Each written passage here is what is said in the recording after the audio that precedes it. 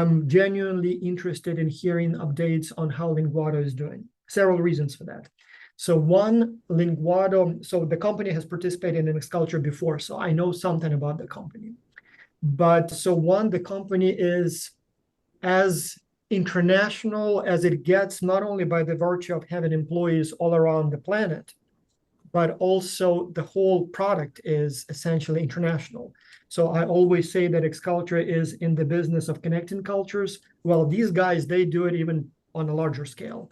So essentially, the whole idea behind the company is that it's a platform, originally or based on the name, created to help you learn languages by communicating with people from other countries. But it has become much more than just a language learning platform.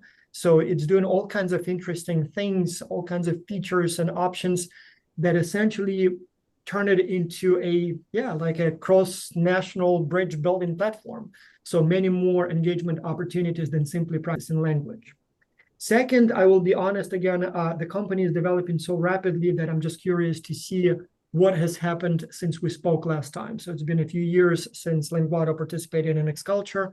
And these people are very interesting. Like, for example, here, Alexander Matlin, who is the founder and CEO of the company. I think I've never spoke with him when he was from the same country 2 times in a row. Like, he's like a true digital nomad.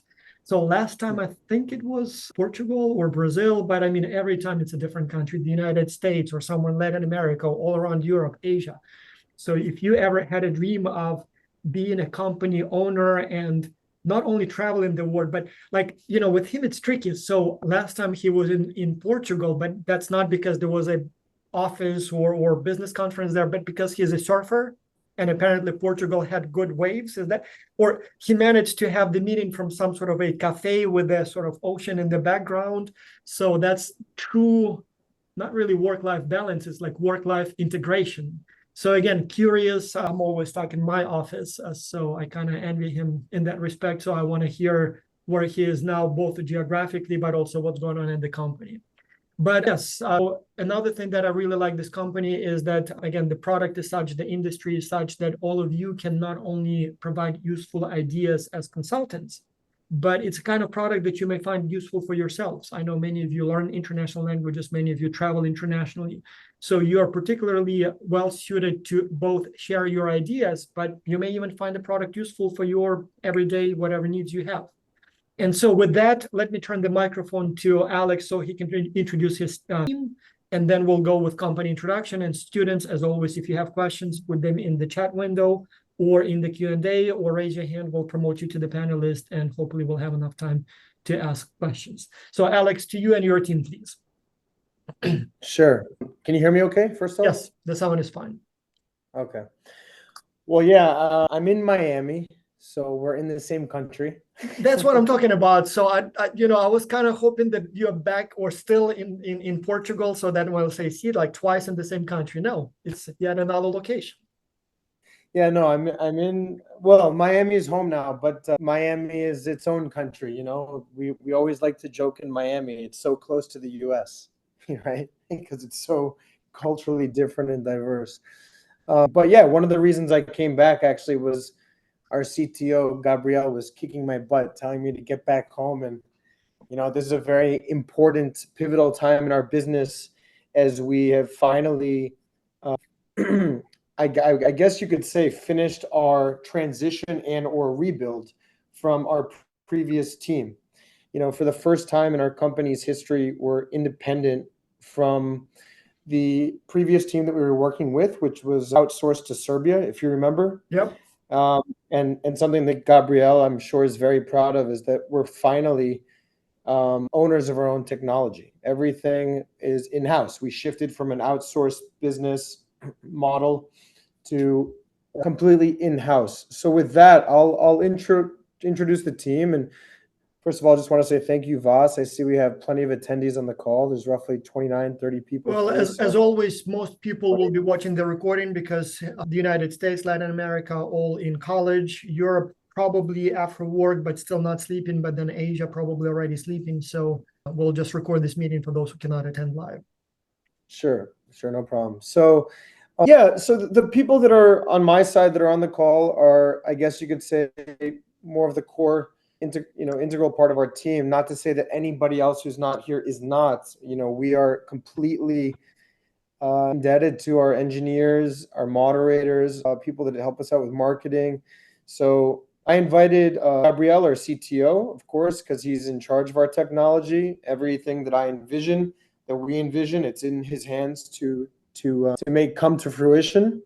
And Gabriel is Brazilian. He's based in Sao Paulo. Malu is our head of marketing. She's Brazilian, also based in Sao Paulo. Enrique is also Brazilian, based here in Miami. And Enrique is our full-time designer. And this is one area that has really helped us as a company. Something that I've always struggled with in building out my vision was, really working well with a designer and having the designer work well embedded with our engineering team. And I think for the first time in Linguado's history, we have kind of found that chemistry to really extrapolate the vision that I have and put it to life technically, because Enrique has been very a part of where I'm at and where the engineering team is at. We have one more person on the call who's just watching as an attendee as well, Kevin Obara. He's somebody that recently he and I have started to kind of dance with each other a little bit, get our feet wet to see if this is some good synergy for us to working together. I brought him on as a advisor. He went to Harvard Business College, Harvard Business School, has worked with a bunch of startups. Maybe you saw the documentary Juul on Netflix about the Juul, the vape pen. He used to work at Juul. He's working with a health tech startup now, and I think as we progress into our next round of fundraising, it would definitely be beneficial for us to start building that board of directors and boarded this company together. So as we progress with product and where we are as a company, we're trying to button up a little bit more. So he and I are getting to know each other a bit more, and he's trying to get to know the company a bit more to see if it's a good fit. So that's who we have on our side. And you, Alex, are you American or yeah. background? So, no, I'm American. I'm 100% American. I was born in the U.S. My parents were born in the U.S. My grandparents were born in the U.S. I'm born and bred in the USA. My great grandparents are of Eastern European Ashkenazi descent, but no, I'm American. For those that don't know me, in the years we've been talking, it seems like you're spending more time overseas than in the United States, so I wasn't sure. Well, so I was just in Portugal. I was in Azores, which is a part of Portugal, in the Atlantic Ocean, roughly 9 islands. And then I was island hopping. I went to Cape Verde as well, Cabo Verde, which is a independent country that became independent from Portugal in 1976. It's the first Creole-speaking nation. Point being, wherever I was, everyone thinks I'm Brazilian because I speak Portuguese like a Brazilian. So, but yeah, I am American. Anyway, so the company, so what is your core product and maybe the history of the product development? Because my understanding is that the product itself has evolved dramatically from the original inception to what it is now. Yeah, so we have a new version that's already live on Android, and we will be live on iOS within, trying to turn off my Slack notifications here, sorry. So we have a new product that will be live on iOS probably within the month. But, we started out as simply a language and cultural exchange communication app. That was it. It was a way where you can find people based on their nationality and or the languages they speak and by location. In fact, our tagline was that Linguado is a free mobile app that allows you to instantly link with native speakers of the language you desire by proximity or worldwide. So another way to look at it is a social version of a Duolingo, or I guess you could say we were also like a Tinder for language and cultural exchange, something of that sort. So but that's now on the matchmaking side, or you also promote sort of, I guess, not necessarily dating, but more closer relationships, or it's purely just people for language practice?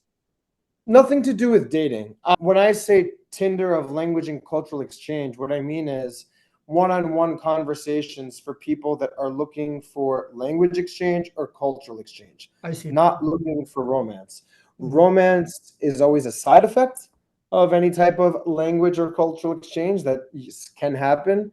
And if it does happen and it's agreed on by both parties, we welcome it. I mean, many people learn languages because of romances. And but one of the reasons I actually started this company, one of the light bulbs, or many, is that when I was on dating apps, I constantly saw people looking for language partners, not lovers, right? So I'd be here in a New York City, let's say, and I see people from, Bangladesh, India, Thailand, Brazil, Argentina paying for what's called Tinder's passport feature so they can talk with a Josh or Alex, not an Enrique or Jose, because they're trying to learn English, right? Nothing against Enrique or Jose, but they were looking for native English speakers to connect with in order for them to practice the language that they were targeting. And many people don't know of language or cultural exchange, well, language exchange apps like ourselves. So, that was one of the light bulbs for me to say, hey, there's a niche here, there's an opportunity. I wanted to jump on it. And so, but then it evolved to more than just simply pairing people for language conversation. I mean, for foreign language conversations, right? Yeah. So now what we have built is much more, well, we'll never shift away from our core. The core of this company is communication, right? On Rosetta Stone, which has been around forever, Babbel, which is very big in the US, Duolingo, which is the biggest language company on the planet now. They're a public company, I think valued at roughly $14 billion. It went public in 21. They offer traditional pedagogy. Obviously, Duolingo has gamified it and it's done very well, but people leave these applications and or they stop paying for them because people reach a point where they say, hey, I have not reached fluency. Why have I not reached fluency?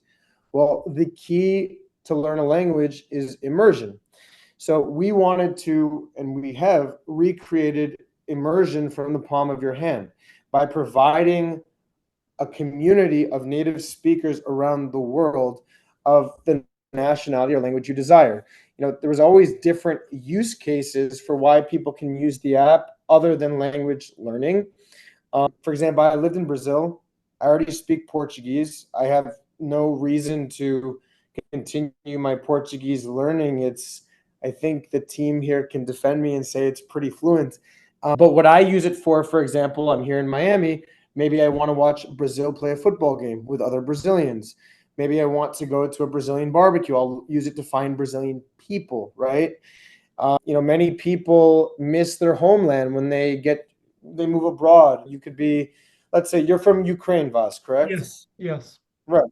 Yeah. So And if you remember, it's a huge problem for me because I've always lived in cities where not many Ukrainians. In fact, in the whole of North Carolina, I mean, I know like a couple other families, but they all live far away. So my kids grew up with very, very little exposure to Ukrainian, which is very sad to me. So they, like dogs, understand everything but cannot say much. So exactly. So, and especially now for the past few years with the war, if you wanted to get in touch with people in Ukraine just to check on how people are, if you wanted to find Ukrainians close to you, assuming there are on the app in the Carolinas, you can. One thing that, even going back to, we had launched around the time of the pandemic in late 19, early 20, our first version. And, if you remember, Black Lives Matter, the movement was very strong back then during the pandemic. So we saw an influx of Africans, Black Africans getting in touch with Black Americans, African Americans in this country, just to understand what it's like to be African American during a period of interesting. such, right? Of such a big cultural movement. We've even seen, we don't play Big Brother, but every now and then we have to check to see the communication between users, if we detect bad actors, to make sure everyone's safe. If someone has, we don't want any pornography or things of that nature on the platform. We try to keep it clean. And we've done this through technological ways, also through our moderators. There's a myriad of ways that we check for this type of language. But we've even seen peaceful conversations on the platform between Israelis and Palestinians, right? People Building want, bridges. and exactly, and that's truly what we're doing. This is a communication platform that, aside from language and cultural exchange, I think the number one thing that we solve for people worldwide is, we're really combating loneliness as well, right? Most people cannot leave their country. They may not have visa or passport, right? Most people are looking to make friends worldwide, not just around where they may be living. So it has become a bridge builder in a world that has such strong borders. Well, a few technical questions on language representation asymmetry. I assume there are more people trying to learn English than other languages. I may be wrong. Do you have the problem where you have too many representatives of one language and too few of another? And if so, how do you handle it? Or more people trying to learn one language versus another, and so creating those asymmetries in the composition of the crowd, the user base? Sure. I just realized, by the way, regarding your last question, did you want me to quickly mention how we shifted first? Oh, yes, to yes. what our I thought, yeah, if there is more, please, yeah, let's finish that. The product, the core product and its evolution. the core product where we are now, we have not shifted away from what I told you, social communication. But what we are very much betting on and starting to build is an app that focuses heavily on travel and culture. Okay. Many people come to the app, they may assume, and this is a problem with our marketing. This is one thing that, our marketing probably needs to change a little bit, where you don't come to Linguado and we teach you a language. You come here to practice your target language, right? We offer slang phrases, we offer country info, we offer survival phrases, but the core of the learning is between you and the other person you're talking to. That's why we have a translator built into the application. It boggles my mind that WhatsApp, which is bought by Facebook for $20 billion, does not have a translator for God knows how many years they've been around, and it's an international communication app. But aside from that, we have built something called Discover. Discover is a section of our platform where you will be able to search for any country in the world. And let's just say I've never been to Brazil. So we will be able to give you information about Brazil, show you the currency exchange in real time. So, you're in the US, USD to the BRL, Brazilian real, instead of having to use a third-party app to find out what the current foreign exchange rate is. You'll be able to see in the future, this is something that we're looking to build, top 5 trending songs playing in Brazil, in Rio right now, connecting like Spotify API, right? Top 5 trending Airbnb rentals in Rio de Janeiro. You'll be able to see unique places to visit, even suggested flights. If you were to do a Google search for Brazil, it has all of this information. And we're trying to eliminate a lot of the friction that many people have in using a multitude of platforms to curate a trip. If you like a lot of the information that you see, you can also customize it in a section of our app that's called My Passport, right? So if there's some Brazilian slang phrases I really love, I can save them and they'll be saved into My Passport, right? Well, something that we've noticed is also on social media, people always like to put the flags next to their name for countries they've lived in or visited, right? They do that organically. So why not create a field for that? We will allow users to be able to say, hey, I've lived in these countries. These are the countries I've traveled to. These are the countries that I want to travel to. And you'll be able to save those in your quote unquote passport. And we can make them visible to other users. It's another way for users to connect, right? We've also added interest to the platform. If I want to find a Brazilian guy that also plays tennis and lives here in Miami, I'll be able to do that. The area of the app, this area that we created called Discover, I mean, one of the main reasons we did it, of course, is to make money, because there's a lot of affiliate marketing opportunities with the links that we'll be placing. We'll be able to display more ads. But for users that are not social, and maybe they come to the app just to learn but don't want to talk to other people, this is an encyclopedia for you to learn about the world, right? So that's one thing. The other, Yeah, just to Alex, I quickly still finish up. remember the time when what you're describing appeared in these kind of little brochures like Chile, Brazil. So now it sounds like your app has this embedded and probably much more in the app itself. So one doesn't need to have a stack of books about different countries when you go there. So Throw it away. I mean, look, in a way, we want to eliminate TripAdvisor. We want to eliminate WhatsApp. We want to eliminate Google Translate. We are really trying to make a platform that is a one-stop shop for language, culture, communication, and travel. So, the last thing that I'll say is, then you may have users, for example, let's take Mohammed from India.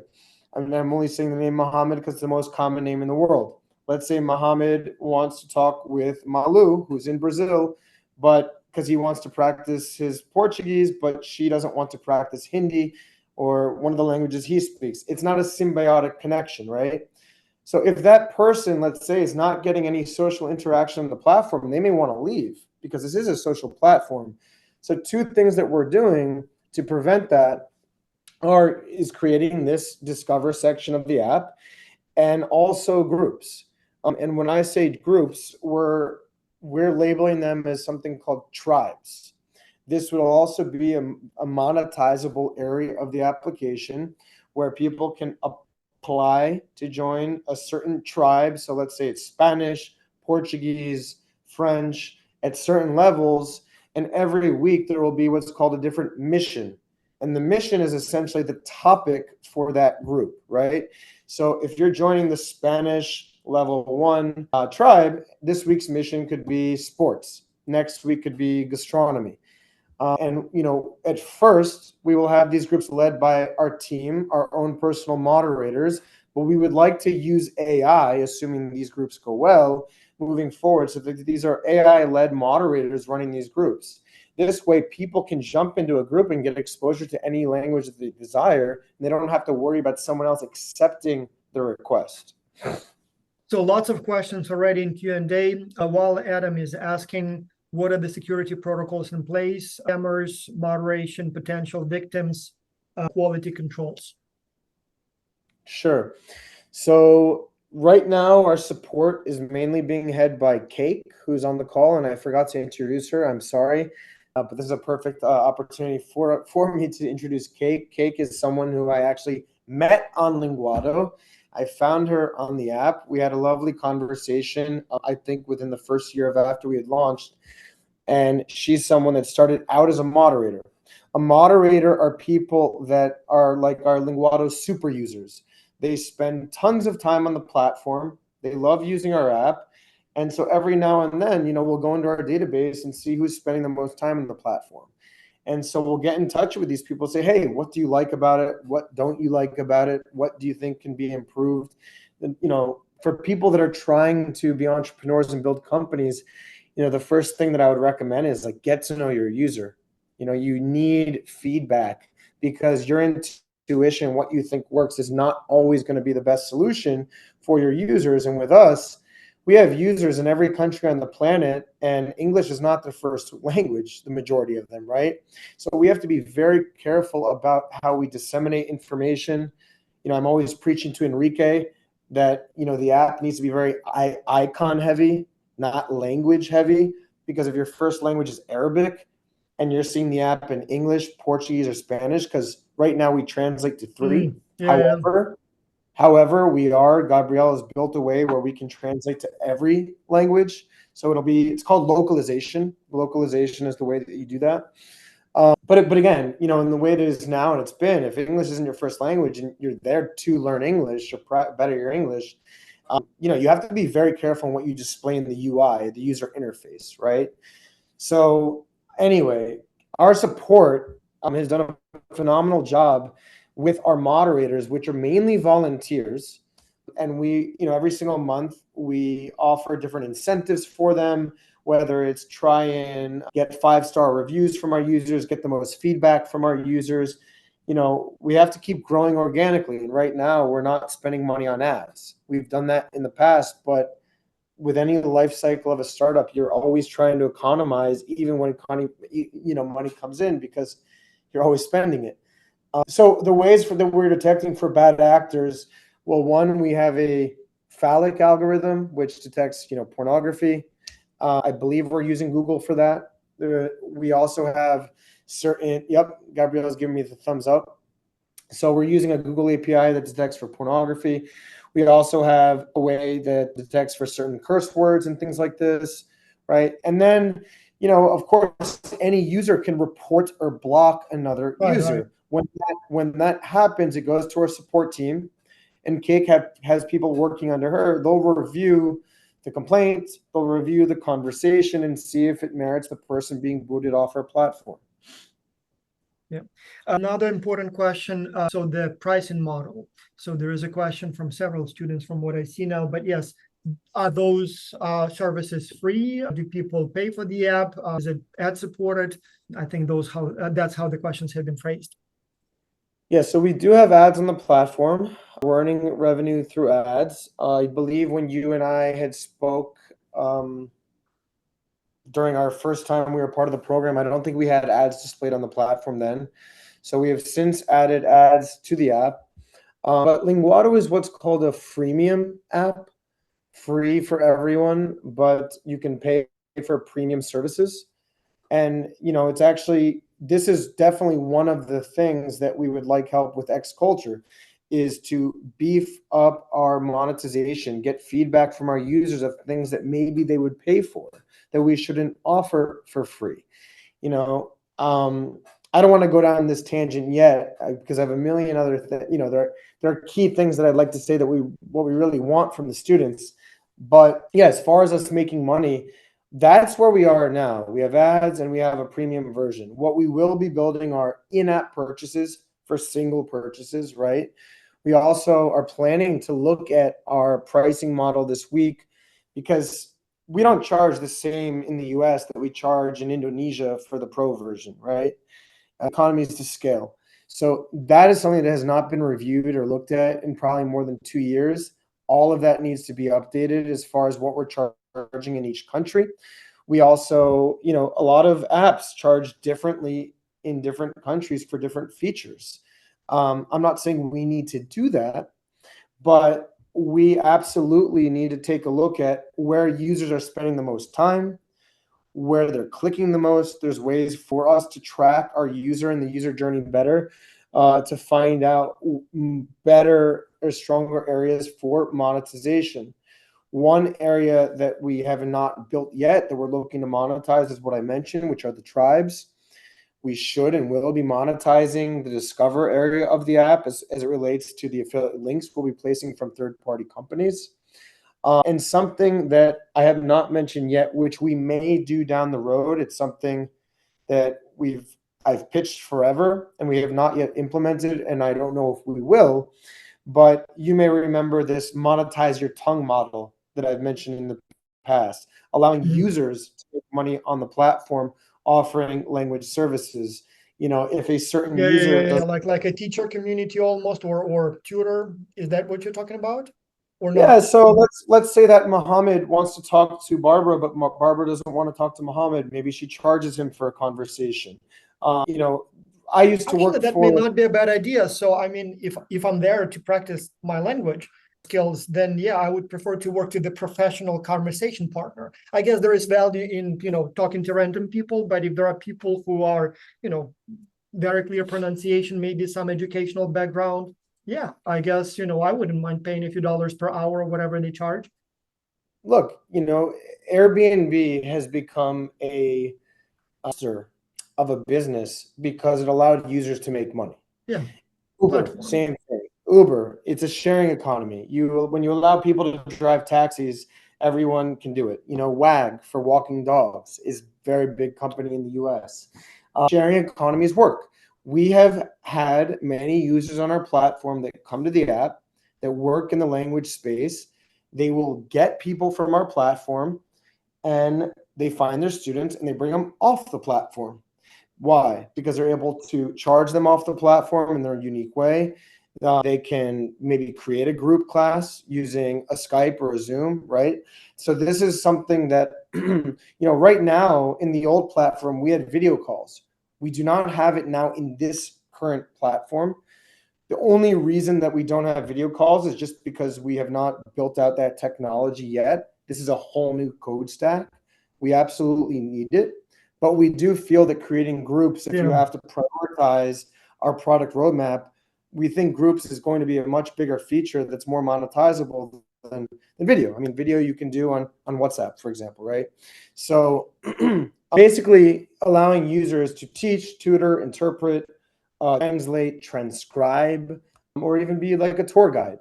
These are things that exist on a myriad of different platforms, but I cannot say, to my knowledge, there's a one-stop shop platform that offers all of this, where the users have autonomy to set their own prices, charge other people, and we would take a percentage on those transactions from buyers and sellers. So it's very much something that I would still like to do. It's a big reason, and I'm really communicating this to the team, because it's a big reason why a lot of investors have invested in this company. They believe in this idea. They believe in building a marketplace for language services, right?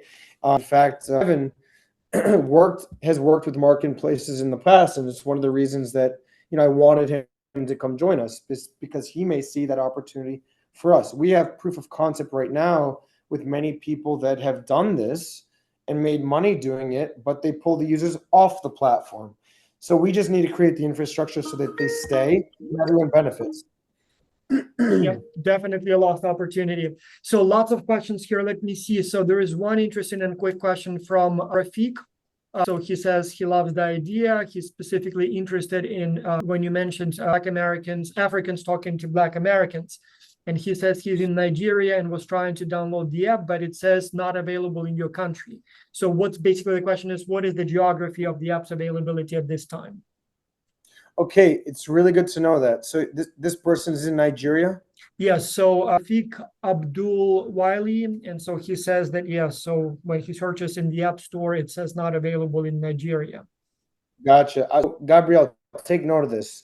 We, with our previous team, the Serbian team, there were a few countries that we did receive a lot of bad actors from, and we did not have the support capacity to deal with the influx of bad actors or scams. Unfortunately, Nigeria was one of those countries, and it's very unfortunate because 90% or above of the Nigerians on the platform were great users, and this is the battle of building a startup and having a small team. You have to pick your battles sometimes, right? So the first thing I would say for this person, sorry, tell me the name again once more time. It was Rafik, so I'll send you the contacts. Okay. We should have. Or Rafik, if you want to contact us, we'll connect you directly in case you want. I think one thing he can maybe try is using, I don't know if it'll work, but he can try and use a VPN. So he can place, if he uses a VPN, he might be able to download the app in another country. Gabriel has heard this. We're going to take a look. We will try to get Nigeria unblocked and beef up our support system. There might be a few countries in Africa we did this with just because of some of the scams that we were dealing with. Mariana Pinzon is asking about the biggest challenges at this time, and then Arul is asking what are the most common drop-off points within the app. So I assume also like what are the challenges that you're experiencing at this time?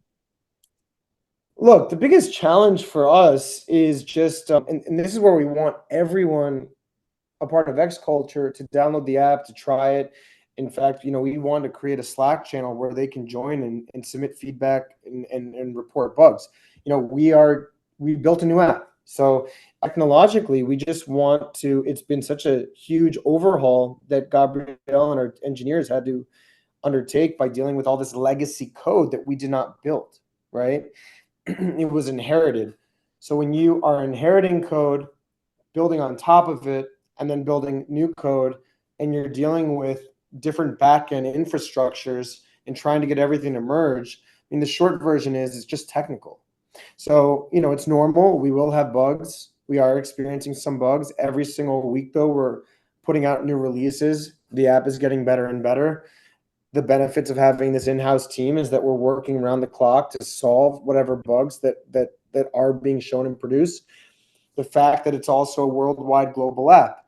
So one of the challenges is you're dealing with people that have like a Xiaomi device, Android, versus like a newer Samsung Galaxy, or an iPhone 6 versus an iPhone 14. There's also, you have to also, from a design standpoint, deal with those challenges to design for all types of devices. So there's technical issues. Retention is something that we are constantly looking at, making sure that people come back to the platform.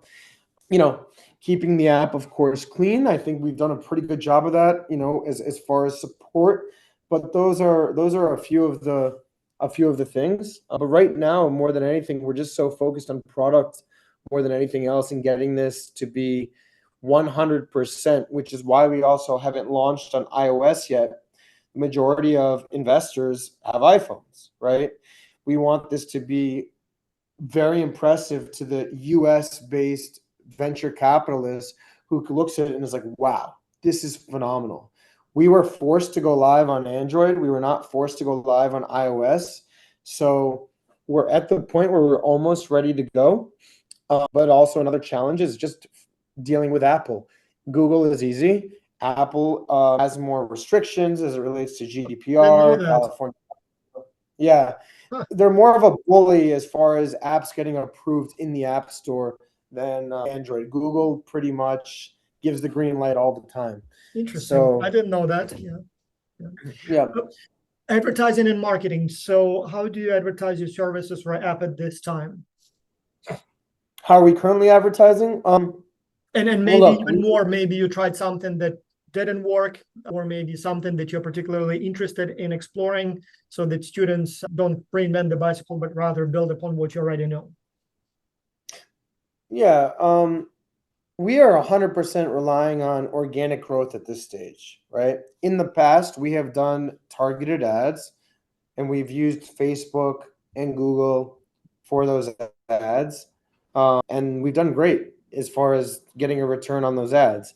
I remember 2 years ago when we were spending roughly $8,000 a month on ads. I'd have the ability to onboard roughly 120,000 users, right? The ads convert, and they convert quite well. We would spend maybe $2,000 a week and could onboard roughly 30,000 users from paid and organic. One of the benefits of running ads is that your organic number also increases as well. Just because more people have it, then more people are going to tell their friends about it. And or they may have also seen the ad, but downloaded it later, and it won't get tracked that way. But right now, Malu, who's in charge of our marketing, she's been going to events in Brazil, different language exchange events, interviewing different people.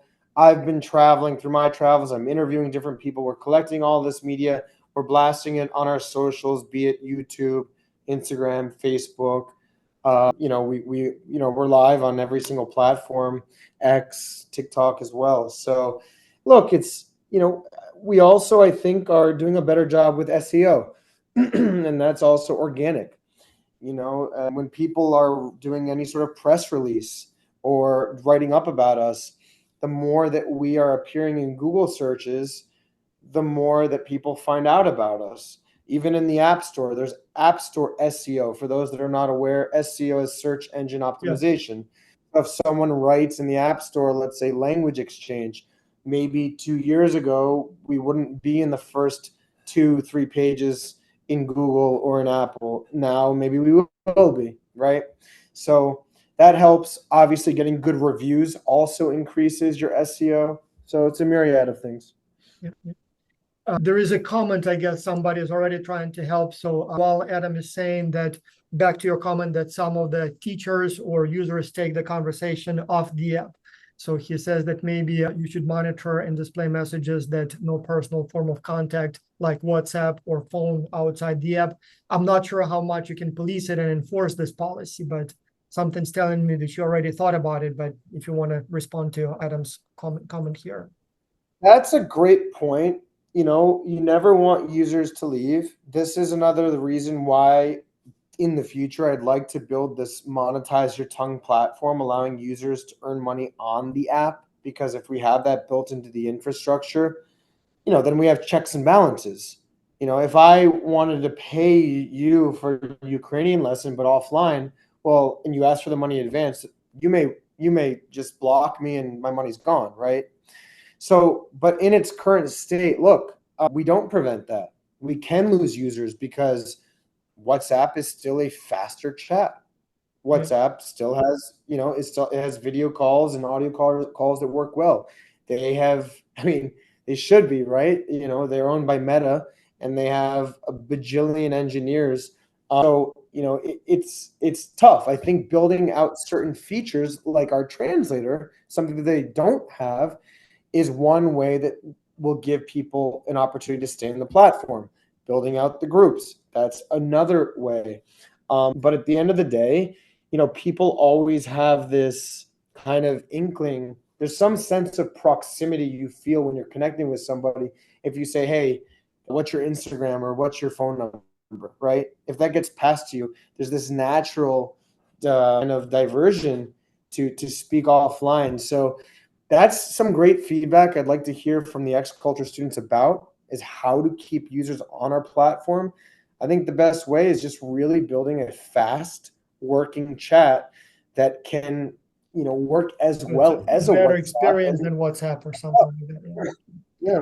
There is another comment. So in the challenge instructions that we put together, you mentioned something about partnering up with universities. And so the question here is, can you elaborate on your vision for how these partnerships may look like? And from myself, so if there is an interest, if Alex will say that there is an interest in partnering with universities, you students being at universities all around the world, we have like 150 different universities.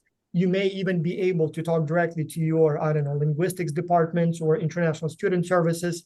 So maybe even some of these things you can start exploring and maybe even implementing as you work on this challenge. But anyway, your interest in partnering with universities. Yeah, it's a huge interest, and we've actually done it in the past. It's something that we will do again. But students, the core ages and time for learning starts very young. But this is a social app, right? We don't want users on the app at age 7, 8 when they are starting to maybe learn languages in their schools. We don't want a 7-year-old guy talking to a 7-year-old girl, even if it's healthy conversation. Like, I wouldn't want my daughter doing that. School sanctioned under the teacher supervision, maybe why not? Well, maybe, but it's, again, it's kind of like Nigeria. It's kind of like what happened with Nigeria. We had so many great users from Nigeria, but was it really worth the battle of trying to constantly deal with some of the scams that were coming out of that country?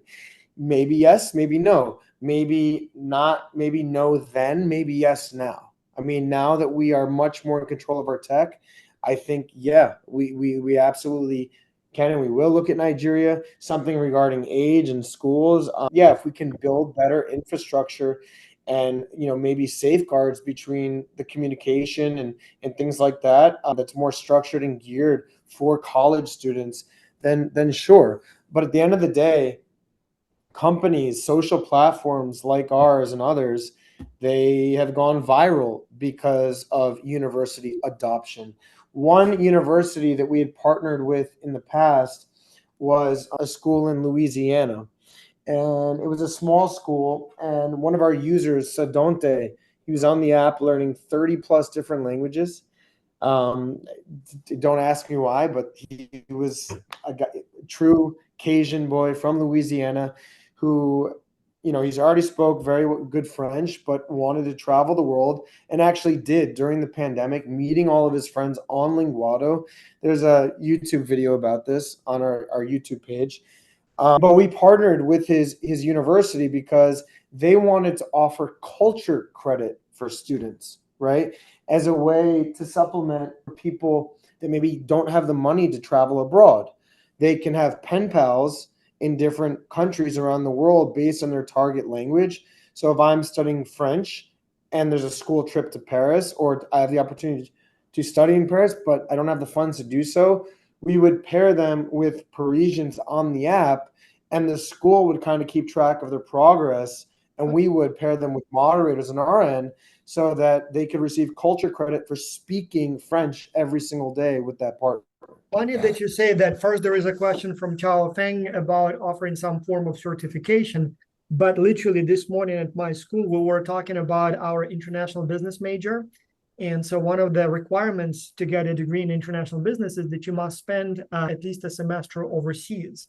And so that became a problem during COVID, obviously, because you couldn't travel. But also not everyone can afford to be away from their families for one semester, money-wise, but also if they have a job or something.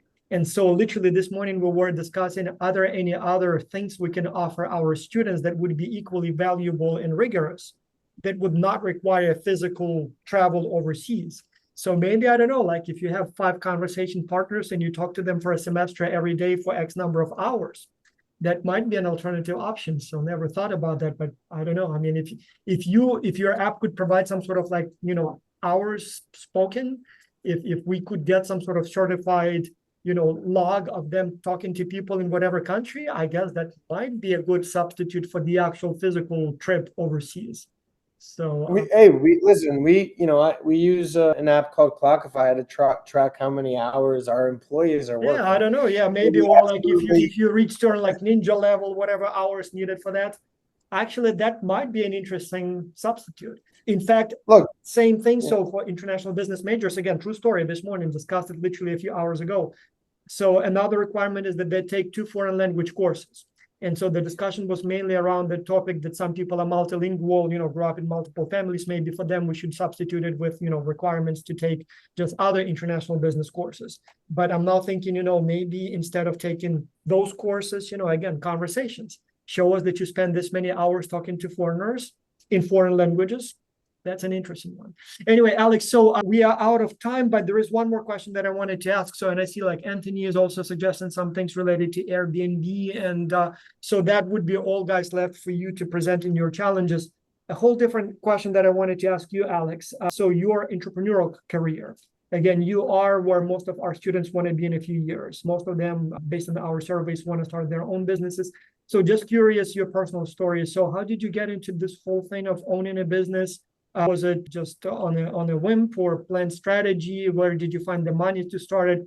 Just if you can both share your story 1 minute and then also advice to those who want to repeat your journey. Maybe even mistakes you made and warnings you want to share so students don't make the same mistakes. Sure, sure. So, yeah, I mean, look, it's hard to do anything if you don't have some starter cash, right? If you want to be an entrepreneur and start your own business. I always worked throughout my whole life. Starting at 16, I worked in bed and breakfast. I was a maid. I worked as a bartender. I worked in restaurants. I've parked cars all throughout college, doing valet services.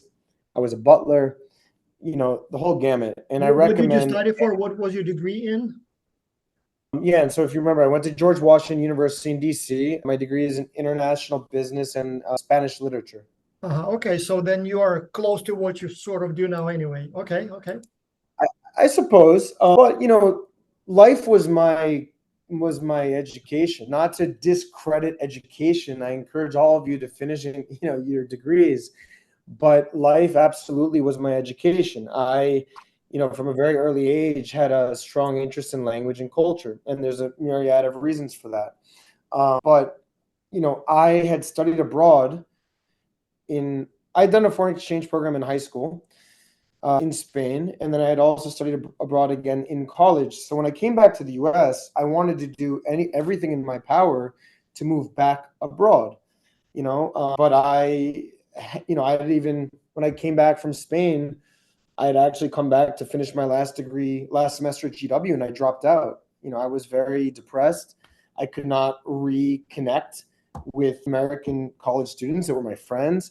I was almost catatonic. I was just like, I was going to fail my classes if I didn't, because I was so immersed in Spanish life and Spanish culture then that I just would do anything to be back where I was. And I didn't even know what depression was at the time. I just started feeling different, right? So I did therapy for the first time in my life, and I did withdraw from my classes. I started teaching English as a second language because the therapist had said, one of the best ways for, you to feel better and for you to, it's very therapeutic, is to teach. And for me, language seemed like a good opportunity. I then went on to be a high school Spanish teacher, even before having a college degree. I taught at a school in DC.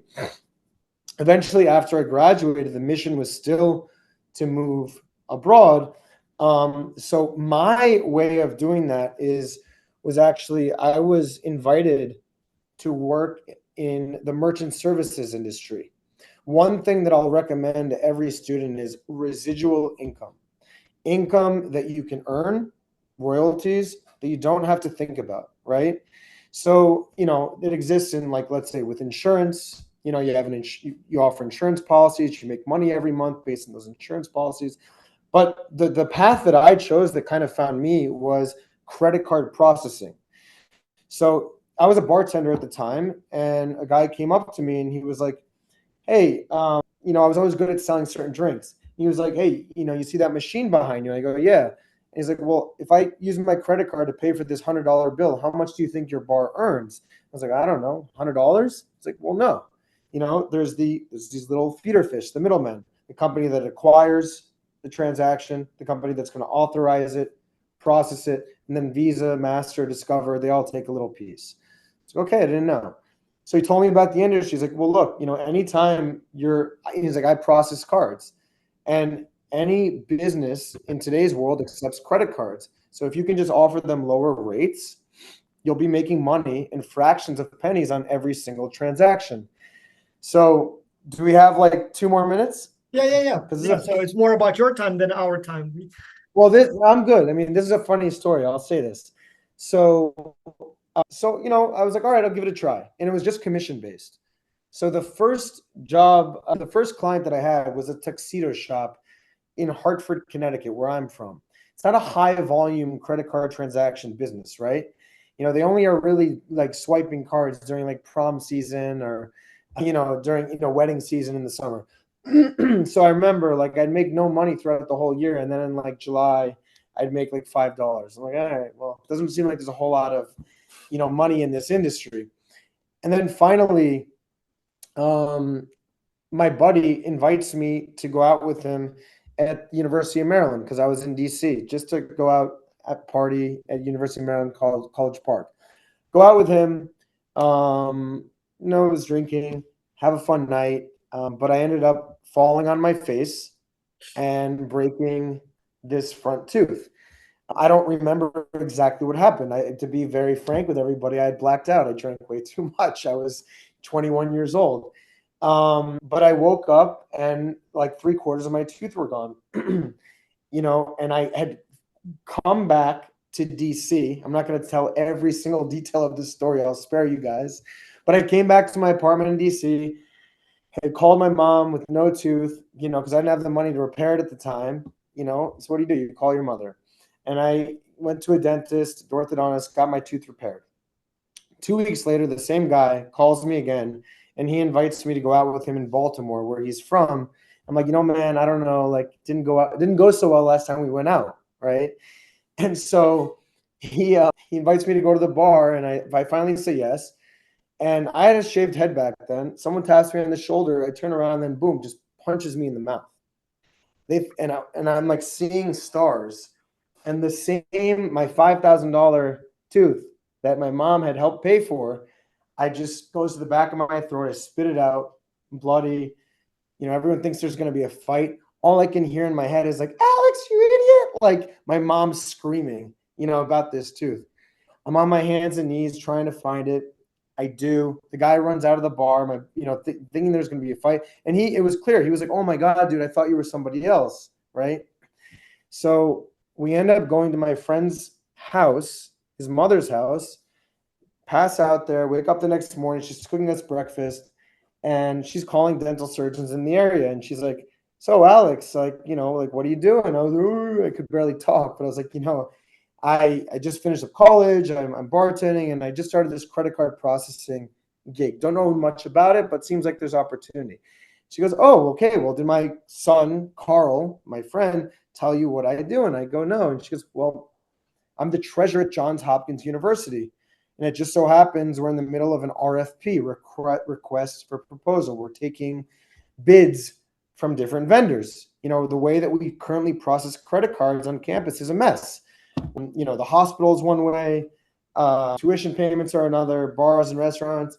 We need a company to streamline everything. And I was like, well, look, I have no idea what I'm doing, but my boss has been in the industry since the inception of credit cards. Would you mind if we throw our hat in the ring? She's like, sure, why not? So all I did was set up a call. 2 weeks later, we head to Hopkins. I'm silent the whole time, but my boss does a really good job trying to sell her. About 6 months to a year later, we closed the deal. And that deal has been active since 2009. So from 2009 to present day, 2024, I receive residual income every single month based on how much, with the volume and transactions, Johns Hopkins is processing in terms of credit cards, right? So if you're I at receive a Johns percentage. Hopkins, yeah, so every time you pay, a small fraction of that transaction goes to Alex's firm. Yeah, I get paid. So, most people, so the company called me they called me the one-hit wonder because, I got punched, right? But I brought them no in other this business. case, hit in the literal sense. Well, everyone was like, my father and everyone else, like, wow, you got Hopkins. Why don't you go after GW, your alma mater? Go after some other schools. I was just like, well, look, if I'm going to be earning in USD every single month and I don't have to work for it, I'm leaving the country. And so I thought at the time I'd go back to Spain, but I'm not someone who's going to go somewhere and do nothing. And Spain had a massive unemployment rate I graduated college during a recession. It was 50% unemployment rate in Spain at the time. So I started looking at South America, and Brazil had just won the World Cup for 2014, the Olympics for 2016. And this is back in 2012. So I was saying, look, I already speak Spanish. Brazil seems interesting. It's one of the BRIC countries, Brazil, Russia, India, China. It's emerging. So I decided to get there before the world did. And there I was able to start different businesses. I worked in real estate. I started a real estate company. And that's the thing, is like taking advantage of certain situations. I saw in Brazil, especially in Rio, where I decided to live, no one spoke English. So I'm like, how on earth are they going to service the world when no one can communicate with foreigners? Enrique's from Rio. I'm sure he can relate to this. And so I was like, well, look, if I just learn the language, maybe I could build a bridge between foreigners who want to invest or buy property in Brazil and Brazilians who are looking to park their money in the US. So I ended up getting my real estate licenses in New York and Florida, built the bridge between the two, and I had a really successful real estate business in Brazil. A lot of the money that I made in Brazil working in real estate, and I rented out also as well using Airbnb, we would rent out every single apartment until we sold them. And one advantage that I noticed is that Brazilians, and I'm sorry to say this to the Brazilians on the call, maybe they'll identify with this, many Brazilians don't trust other Brazilians as far as business is concerned. But if you say like, hey, you're from New York, they're like, oh man, all right, you know how to do business. And then I'm like, oh, and I'm also Jewish, like, oh, I'm going to get rich, So like, I was able to create trust and create a niche market because they all wanted money from abroad. They wanted foreign clients who could pay more for their apartments. So that was successful. And I did that for roughly 5 to 6 years before I eventually sold the business in 18. And this is around the time when I wanted to start building Linguado, which is one of the reasons that I had left Brazil. I ended up in Serbia for other reasons, and now full circle, ironically, now my engineering team is 100% Brazilian. So I guess the lesson for me is it's not that you wake up one morning and all of a sudden you have a successful business. It's often a very long story with multiple businesses, Look, multiple trips to campuses, and so the key is to get punched in the face. Then well, it almost sounds to me like the key is to keep trying, because it's not something that may work just the first time. It's very rare to make it work the first time. And even before going to Brazil, I had started a art dealing business. I was selling Latin American artwork, and I've always been an entrepreneur. I love it. I love the challenge to create your own business, to work for yourself. You have to be very disciplined. I find it even harder to actually, as I get older, to be more disciplined now than I was when I was younger, because I was so hungry when I was younger, right? You know, all I saw was this light at the end of the tunnel. Now I have a big light at the end of the tunnel. But one thing I confessingly need to be more disciplined about is I have employees. I have a team working under me. So I have to be the most disciplined, because I can always Yeah. say, hey, Enrique, do this for me. Malu, do this for me, right? Cake, do this for me. So I really have to do my job in keeping everything in check, making sure the business is financially sound. But the vision is with you guys. It's with the X-Culture students. It's building what the people want. It's building what we know will technically work. It's trusting our team members. But the entrepreneurial path, look, it's kind of like moving to New York City. I tell everyone, yeah, you should try it at least once. You know, if it doesn't work out, you move on. Yeah, that You stuff know, is addictive. You try once, you never go back to 8 to 5 job. So yeah, I mean, yeah. moving to New York is tough. It's expensive. It's a dog eat dog society, but like it will motivate you. And like, yeah, everyone should try living in an environment that at least once if they're really hungry for business. Well, thank you so much. So we went a little over time. Sorry for taking your time, but it was definitely a very insightful, informative meeting, both in terms of about Linguado, but hopefully you also got some insights into what it's like to become an entrepreneur. So thank you so much, Alex and Malu and Enrique and Gabriel and everybody else. And so students, if you have more questions, just send them our way. We'll forward them to the company if we don't know the answer. And I'm curious to see what kind of ideas you come up with at the end of the semester. Thank you. Thank you so much. much. Yes. Bye-bye. Thank you, everyone.